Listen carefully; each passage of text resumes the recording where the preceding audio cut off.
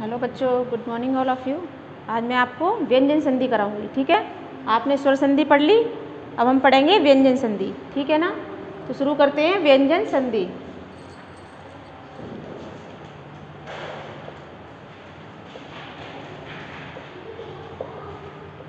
देखिए इसमें व्यंजन लिखा है, पहले तो हम समझ लेते हैं कि व्यंजन संधि होती क्या है। ओके, तो बच्चों व्यंजन संधि आपको नाम से ही पता चल रहा है कि इसमें व्यंजन आएंगे। व्यंजनों का व्यंजनों से मेल, व्यंजनों का स्वर से मेल अथवा स्वर का व्यंजन से मेल, इनसे जो परिवर्तन होगा उसे ही हम व्यंजन संधि कहते हैं। ठीक है, तो व्यंजन संधि देख लेते हैं, इसको हम कैसे समझेंगे। देखिए ये व्यंजन संधि होती क्या है। देखो, व्यंजन का स्वर से मेल, स्वर का व्यंजन से मेल अथवा व्यंजन का व्यंजन से मेल, दोनों ही में व्यंजन व्यंजन आए। प्रथम अंतिम वर्ण और प्रथम वर्ण, ये दो चीज आपको याद रखनी है। यहाँ पर क्या क्या होता है, संधि किन दो वर्णों से मिलकर बनती है। अंतिम वर्ण प्लस प्रथम वर्ण, इनके मेल से जो परिवर्तन होता है उसे हम व्यंजन संधि कहते हैं। संधि क्या है, परिवर्तन है, विकार है। तो अब इसके अकॉर्डिंग क्या लिखेंगे, परिभाषा, व्यंजन संधि की परिभाषा। व्यंजन संधि, ठीक है, व्यंजन संधि की परिभाषा लिख लीजिए। व्यंजन और स्वर ध्वनियों का, व्यंजन और स्वर ध्वनियों का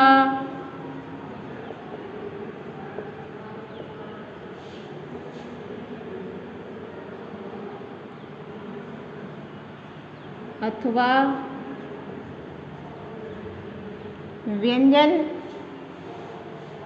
ध्वनियों का मेल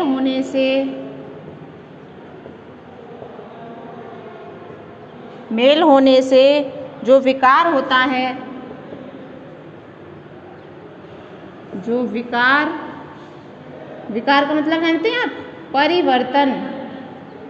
विकार होता है, विकार मीन्स परिवर्तन, विकार होता है उसे व्यंजन संधि कहते हैं। ठीक है, जैसे मैंने एक शब्द लिया उत, प्रथम शब्द उत और द्वितीय शब्द चारण, तो मिलकर क्या बन गया, ये उच्चारण। मैंने एक शब्द लिया, प्रथम शब्द लिया सत,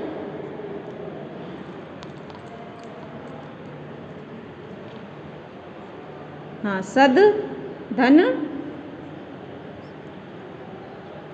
जन, सद जन जन, तो मिलकर क्या हो जाएगा, सज्जन। ठीक है, तो ये हमारी क्या है, सज्जन। ये मिला यहाँ पर आएगा सत धन जन, ये मिलकर क्या हो जाएगा, सज्जन। ये सारे नियम आप पढ़ेंगे, ये केवल एग्जाम्पल दिया है मैंने, इसके बहुत सारे नियम हैं व्यंजन संधि के, वो सारे आप पढ़ेंगे। कुछ भी नहीं है, आपको केवल व्यंजन याद होने चाहिए। स्पर्श व्यंजन, सबसे मेन स्पर्श व्यंजन हमें लर्न होने चाहिए। हमारे स्पर्श व्यंजन कितने होते हैं, 25। कितने होते हैं, का वर्ग, चा वर्ग, टा वर्ग, ता वर्ग और पा वर्ग। जो हमारे स्पर्श व्यंजन होते हैं वो कितने होते हैं, 25। का से लेकर माँ तक, का से लेकर माँ तक। तो आइए अब व्यंजन संधि के नियम लिखते हैं। क्या लिखते हैं, व्यंजन संधि के नियम।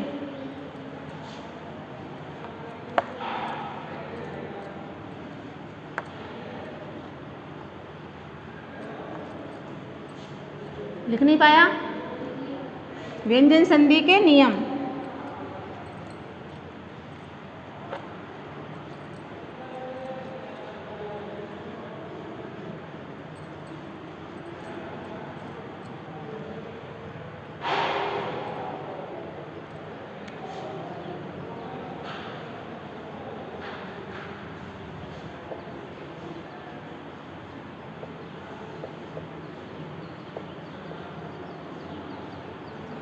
व्यंजन संधि का पहला नियम क्या कहता है? देखिए, पहला नियम आपका देखिए, समझ लीजिए। जो हमारा का से लेकर क च ट त प, क च ट त प, मैं इसको आपको सूत्र के द्वारा समझाऊंगी। ये क च ट त और प, इनका मेल स्पर्श व्यंजन के तीसरे, चौथे और पांचवे किसी भी स्वर से हो। किससे हो इनका मेल? स्वर से हो, अथवा तीसरे वर्ण से हो, अथवा चौथे वर्ण से हो। ठीक है, तीसरे वर्ण से, स्वर से, किसी भी स्वर से, किसी तीसरे, इन्हीं के तीसरे वर्ण से, इन्हीं के चौथे वर्ण से, का वर्ग, चा वर्ग, टा वर्ग और पा वर्ग। किसका मेल? इनका मेल, इन पांचों का मेल। यदि प्रथम शब्द में ये पांचों आते हैं और इनका मेल इन किसी से होता है, ठीक है, तब ये क्या बन जाती है? किसमें परिवर्तित हो जाता है? ये अपने तीसरे वर्ग में परिवर्तित हो जाते हैं। ये वाले जो शब्द हैं वो अपने तीसरे वर्ग में परिवर्तित, तीसरे वर्ग का पहला, ये वर्ग का पहला अक्षर है, वर्ग का पहला वर्ण तीसरे वर्ण में परिवर्तित होना। वर्ण का पहला, का वर्ग का पहला अक्षर अपने तीसरे वर्ग में परिवर्तित होगा। चा वर्ग का पहला, ये चा किस में होगा? तीसरे वर्ण में। चा का तीसरा क्या है? च, छ, ज, ज। यहाँ पर अभी स्पर्श व्यंजन बना लेंगे, यहाँ पर लिख लेंगे। का वर्ग लिखो, क, ख, ग, घ, ङ। ठीक है, च, छ, ज, झ, ङ, ट, ठ, ड, ढ, ण, त, थ, द, ध, न, प, फ, ब, भ, म। अब इनमें सब में स्वर मिला हुआ है। इनमें क्या मिला है? स्वर। जब इन पर हम हलंत लगा देंगे तो अब इनमें स्वर नहीं है, अब इनमें स्वर नहीं है। ठीक है, समझ में आ गया? तो ये हमारा कौन सा वर्ग है? का वर्ग। ये चा वर्ग, ये टा वर्ग, ये ता वर्ग, ये पा वर्ग। समझ में आ गया? तो नियम क्या कह रहा है? का वर्ग का पहला वर्ण तीसरे वर्ण में परिवर्तित हो जाता है। किस में परिवर्तित हो जाता है? तीसरे वर्ण में। किस में हो जाता है? पहले वर्ण का तीसरे वर्ण में परिवर्तित हो जाना। संधि का पहला नियम क्या है? का वर्ग, चा वर्ग, टा वर्ग, ता वर्ग, पा वर्ग का तीसरे वर्ण में परिवर्तित हो जाना। ठीक है, ये है इसका पहला नियम।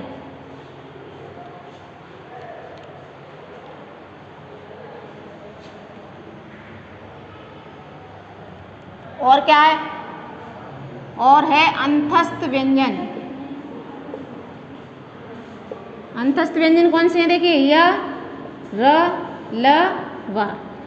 यदि इनका मेल इनसे होगा तो ये अपने तीसरे वर्ण में परिवर्तित हो जाएगा। कौन? ये किस में हो जाएगा?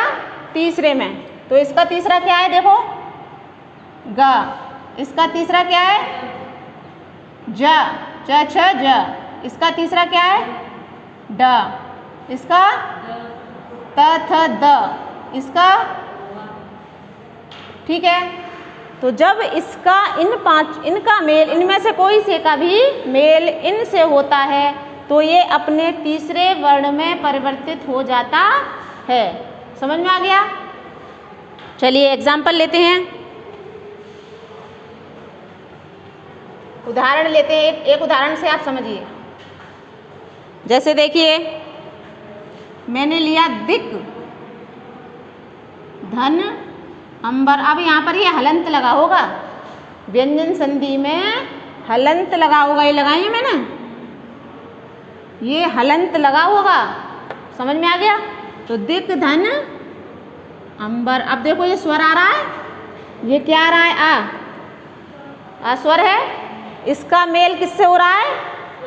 ये का है, का और आ, का प्लस आ, ठीक है। इसको दा को यूं ही उतार लो, जैसे दिया है वैसे ही कर दो, लिख दो। यहाँ पर इसको उतार दो ऐसे ही, जो लिखा है वही पूरा।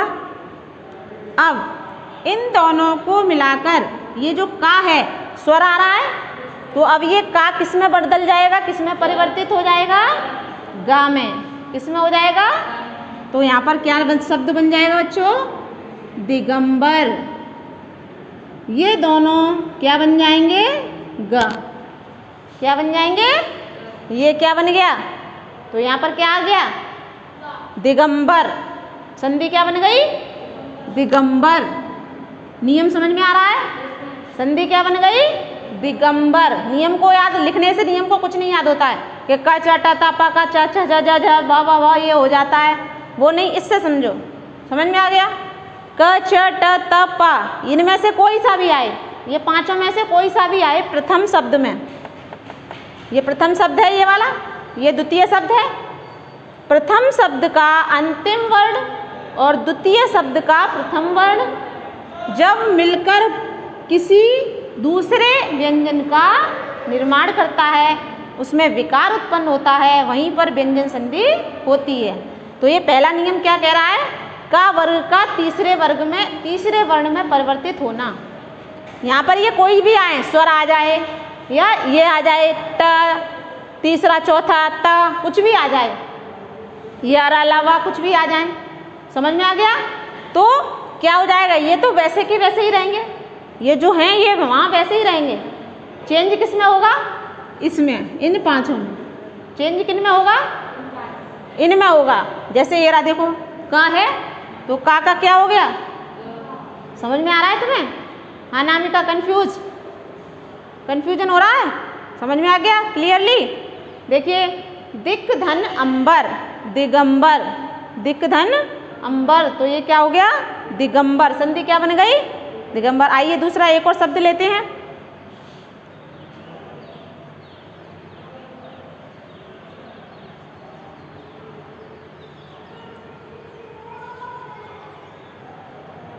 देखिए, जगत,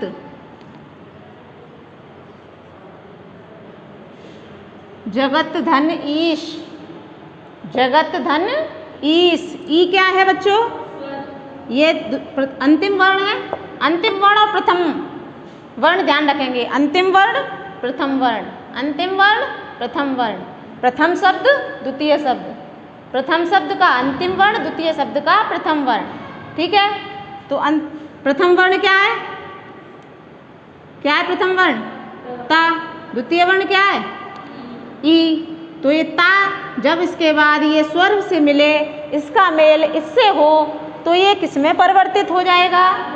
किसमें? तीसरे में, अपने वर्ग के तीसरे वर्ण में परिवर्तित हो जाता है। तो ता कौन से में हो जाएगा? दा में। तो यहाँ पर ये बच्चों क्या शब्द बन जाएगा? ये किस में परिवर्तित हो गया? दा में। किस में हो गया? दा में। तो यहाँ पर ये क्या बन गया? जगदीश। क्या बन गया? अब इसकी आपसे कहा जाए जगदीश की संधि विच्छेद कीजिए तो आप आराम से कर दोगे। जगत धन ईश, ता का दा हो जाता है, और जब विच्छेद करेंगे तो दा का ता हो जाएगा। समझ में आ गया? ये मात्रा लगी है, ये स्वर है तो स्वर को स्वर लिख दोगे। ईश ऊ की मात्रा है तो ऊ, जो भी स्वर दिया है वो स्वर कर दोगे पीछे प्लस करके। समझ में आ गया? तो ये अच्छे से समझ में आ गया ये नियम। एक और एग्जाम्पल देख लो।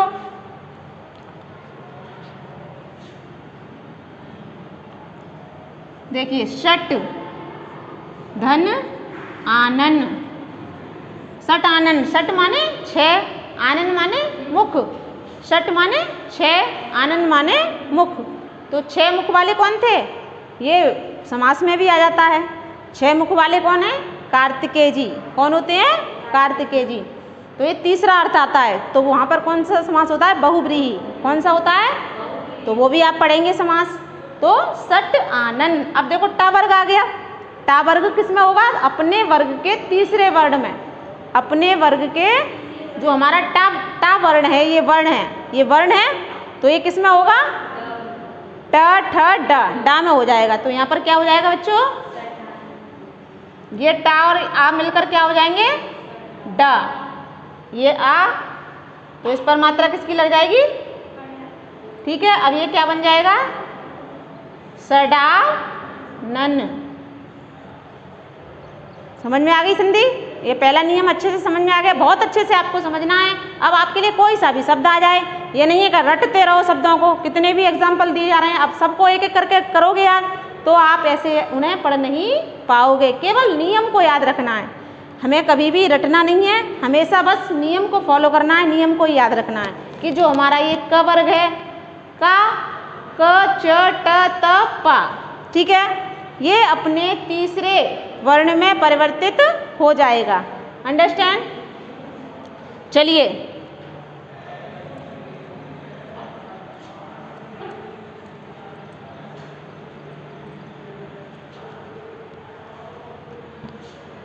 ये हो जाएगा। तो यही हमारी क्या है, ये हमारा प्रथम नियम है। क्या ये प्रथम नियम, ये संधि का, व्यंजन संधि का पहला नियम है। कौन सा नियम है, पहला नियम। ये अच्छे से समझ में आ गया।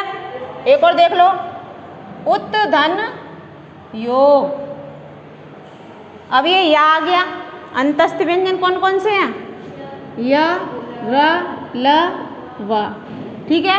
अब यहाँ पर क्या आ रहा है, योग या आ रहा है, तो इससे कोई मतलब नहीं, ये जैसा है वैसा ही लिखोगे, लेकिन ये किस में चेंज होगा, तीसरे में, अपने वर्ग के तीसरे वर्ण में। बनाओ जल्दी से, बना के देखिए।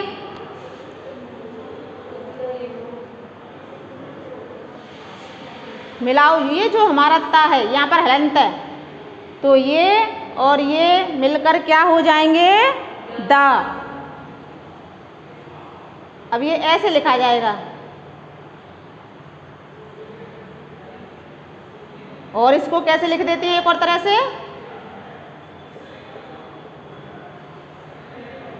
ठीक है। ये जो हमारा दा है, इसने इसको सहारा दे दिया और ये अपने उसको, तो ये इस तरह से भी लिखा जाता है।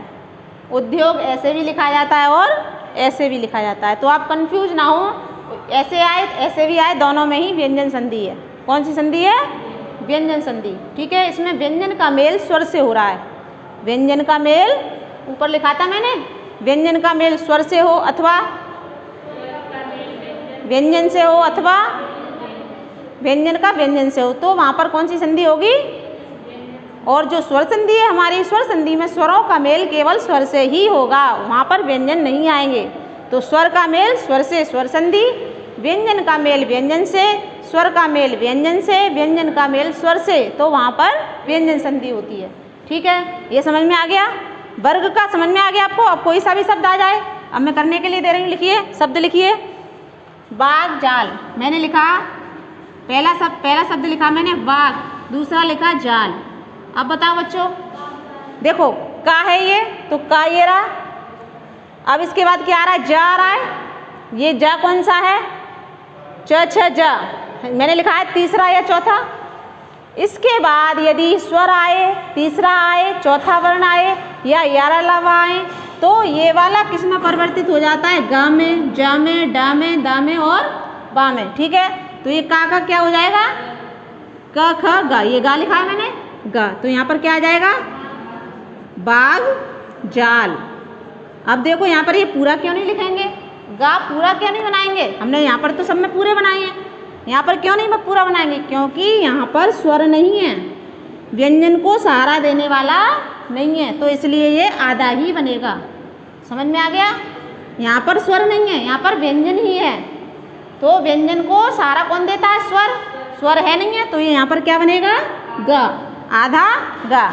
और देखिए एग्जाम्पल, मैंने लिखा उत धन घाटन। अब देखो घा आ गया, चौथा आ गया, क ख ग घा, चौथा वर्ण आ गया, चौथा वर्ण। यहाँ पर इसका मेल किससे हो रहा है, ता का मेल चौथे वर्ण से, ता का मेल किससे हो रहा है, चौथे वर्ण से, तो ता किस में चेंज हो जाएगा, दा में, किस में चेंज हो जाएगा, तो यहाँ पर क्या हो जाएगा, उद्घाटन। यहाँ पर भी ये हलंत लगेगा, क्या लगेगा, अगर इसको स्वर सहारा दे रहा होता तो यहाँ पर हलंत नहीं आता। अंडरस्टैंड, ये भी, ये आपको किसने समझ, किसके लिए जरूरत पड़ती है इनकी? इनकी जरूरत आपको वर्तनी में पड़ेगी। किसमें? वर्तनी में, कि कौन सा शब्द शुद्ध है, उसमें सब एक जैसे ही लिखे होते हैं। तो आपको मैंने वीडियो में भी बताया था जब मैंने वर्तनी पढ़ाई थी, केवल आपको शुद्ध शब्द ही पढ़ने हैं, अशुद्ध शब्दों को तो पढ़ना ही नहीं चाहिए। अशुद्ध शब्द पढ़ोगे तो कंफ्यूजन में रहोगे, इसलिए हमेशा शुद्ध शब्दों को ही प्रैक्टिस उनकी करो, लिखो, जितने भी हैं शुद्ध शब्द लिखते जाओ, फिर उनके आगे फिर दोबारा शुद्ध शब्द लिखो सामने सामने, तो वो क्या होगा, आपको कंठस्थ हो जाएंगे, आपको लर्न हो जाएंगे, आपको याद हो जाएंगे। ठीक है, तो उद्घाटन का आज मैं केवल आपको पहला नियम ही कराऊंगी, जिससे कि आप कंफ्यूज ना हो, कल दूसरा नियम और तीसरा। तो और देख लीजिए इनके एग्जाम्पल।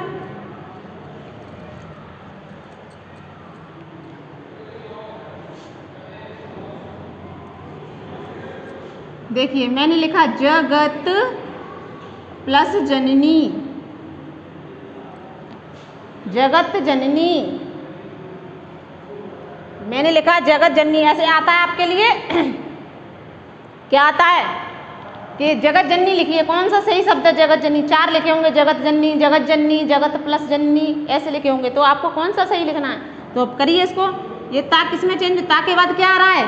जा, चौथा वर्ण आ रहा है, चौथा वर्ण आ रहा है, किसी भी वर्ग का चौथा वर्ण या किसी भी वर्ग का तीसरा वर्ण या किसी भी कोई भी स्वर या कोई भी किसी या अलावा में से कोई भी आ सकता है, इधर कोई भी आ सकता है, उसका मेल किससे हो रहा हो? इन 5 से। तो ये 5 अपने वर्ग के तीसरे वर्ण में परिवर्तित हो जाते हैं। किस में परिवर्तित हो जाते हैं? ये पहला है हमारा, और ये ऐसे डाल दोगे, पहला, पहले का तीसरे में परिवर्तन, वर्ग के पहले वर्ण का, यहाँ लिख दो, वर्ग के पहले वर्ण का तीसरे वर्ण में परिवर्तन। अच्छे से समझ में आ गया आपको पहला नियम? बहुत अच्छे से, कभी भूलोगे नहीं। हाँ, तो जगत जननी ता, ये ता हमारा किस में चेंज हो जाएगा बच्चों?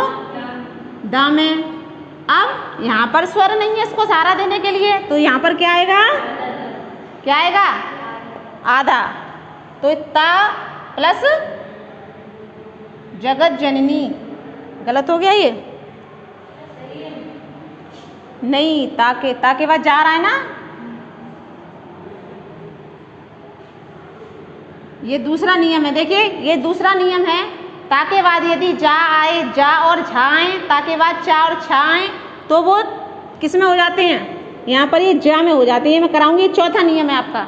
ये शब्द मैंने गलत ले लिया, ये चौथा नियम है, वो नियम इसके अलग अलग हैं, केवल ता का ही नियम है वो केवल ता का नियम है। ता के 2 नियम है, का और खा, वो मैं कल आपको बताऊंगी, इसको नहीं लिखा है, इसी का और दे रही हूँ मैं आपको। देखिए भगवत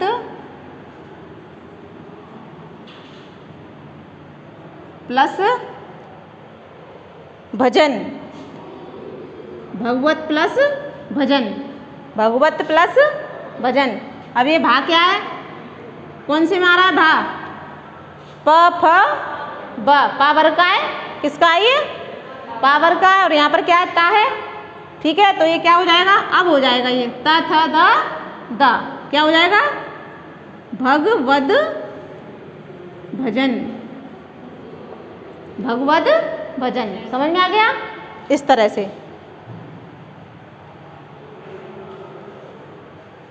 अब देखो मैंने लिखा अप धन जा, अप धन जा। अब ये क्या सब पा किस में चेंज हो जाएगा?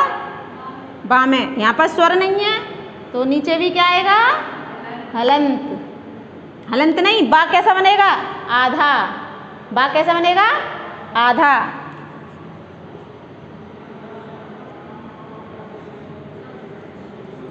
समझ में आ गया?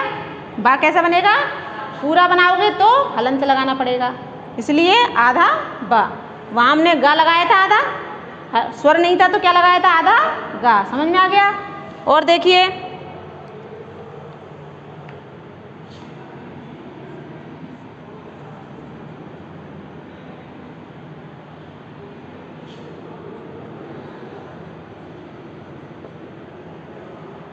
का के बाद क्या आ रहा है? ता वर्ग का आ रहा है, तीसरा, तो ये का किस में चेंज हो जाएगा? गा में। यहाँ पर कोई स्वर नहीं है, यहाँ पर कोई भी स्वर नहीं है, तो ये का किस में परिवर्तित हो जाएगा? आधे गा में। Very good. तो आपको बच्चों ये पहला नियम संधि का अच्छे से समझ में आ गया। क्या बताया मैंने? जो हमारा का वर्ग है उसका ये क च ट त प, इनका मेल किसी भी स्वर से, किसी इन पांचों के किसी भी तीसरे चौथे वर्ण से, है ना, और अंतस्थ व्यंजन से हो रहा होगा, तो ये का गा में बदल जाएगा, च जा में बदल जाएगा, ट डा में बदल जाएगा, और त दा में बदल जाएगा, और प बा में बदल जाएगा। अच्छे से क्लियर? तो आज आपको इसके मैं शब्द दूंगी, उनसे आप क्या करेंगे? संधि विच्छेद। Okay, good bye.